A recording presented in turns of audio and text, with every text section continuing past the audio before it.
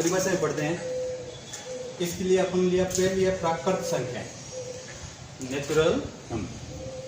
अब वह संख्याएं जिनसे गिनती की क्रिया की जाती है वह संख्याएं प्राकृत संख्याएं कहलाती हैं।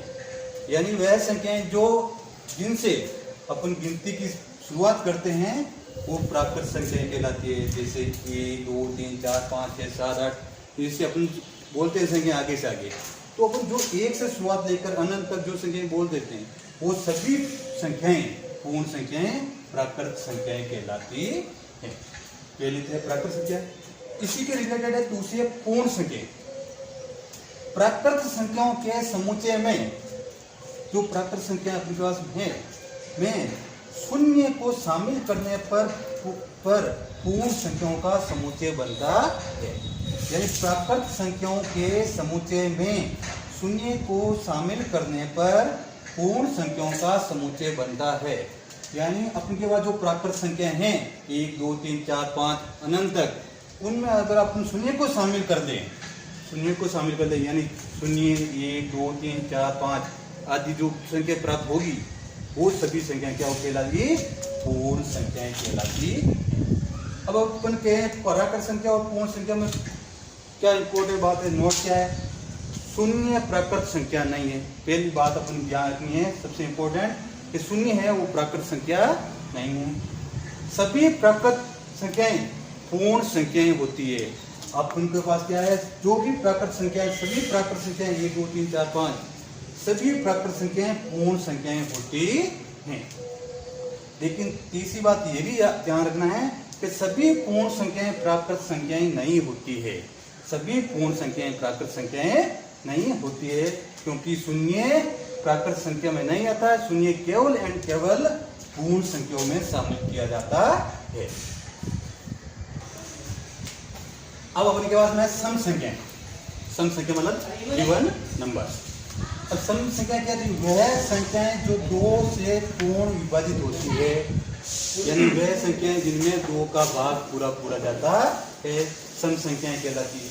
एक तो बात ये होगी कि जिसमें वह संख्याएं जो 2 से पूर्ण विभाजित होती है सम संख्या कहलाती है। और अपनी एक बात यह ध्यान रखना कि वह संख्याएं जिनका इकाई का अंक 0 2 4 6 व 8 होता है वह संख्याएं सम संख्याएं कहलाती है। जो संख्याएं जिनके इकाई का अंक मतलब पहला अंक वो 0 2 4 6 और 8 में से कोई भी अंक हो, वो सभी संख्याएं क्या कहलाएगी? सम संख्याएं कहलाती।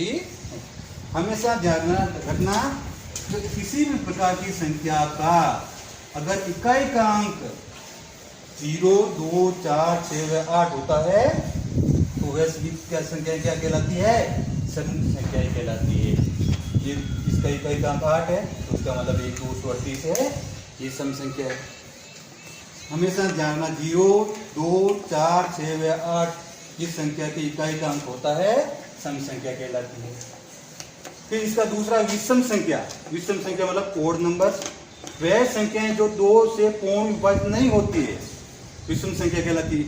यहाँ पर सम संख्या 2 से पूर्ण विभाजित होती थी और विषम संख्या 2 से पूर्ण विभाजित नहीं होती है। फिर इसमें विषम संख्या की एक दूसरी परिभाषा क्या है? वह संख्या जिनका इकाई का अंक 1 3 5 7 व 9 होता है, वह संख्याएं जिनका इकाई का अंक 1 3 5 7 व 9 होता है वह सभी संख्याएं विषम संख्याएं कहलाती है। जैसे 11 है, इसका इकाई का अंक 1 है, ये एक विषम संख्या है। 33 इसका इकाई का अंक 3 है, एक विषम संख्या है। 29 ये इसका इकाई का अंक 9 है, इसका मतलब ये क्या है? विषम संख्या है।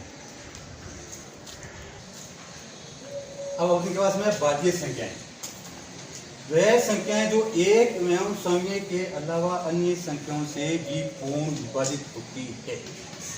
यानी वह संख्याएं जिनमें एक या खुद समय के अलावा दूसरी संख्याओं का भी भाग पूरा जाता है बाह्य संख्या कहलाती है। जैसे 4 में 1 का भाग जाता है, 4 का भाग जाता है और इसमें 4 के अंदर 2 का भी भाग जाता है। इसका मतलब अन्य संख्या से भी पूर्ण विभाजित होती है। यह सभी संख्या क्या कहलाती है? बाह्य संख्या कहलाती है। 4, 8, 12, 15, 25 इस प्रकार की कोई भी संख्याएं जो अन्य संख्या से पूर्ण विभाजित होती है भाज्य संख्या कहलाती है। इसमें ध्यान रखना आप, सबसे छोटी भाज्य संख्या कौन सी होती है?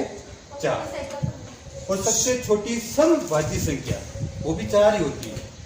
और सबसे छोटी विषम भाज्य संख्या वो होती है 9।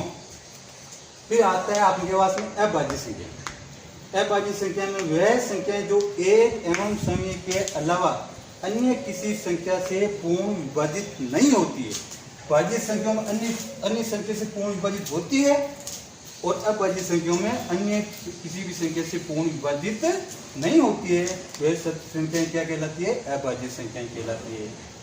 ऐसे अभाज्य संख्याओं में ध्यान रखना आप लोग कि सबसे छोटी अभाज्य संख्या कौन सी होती है?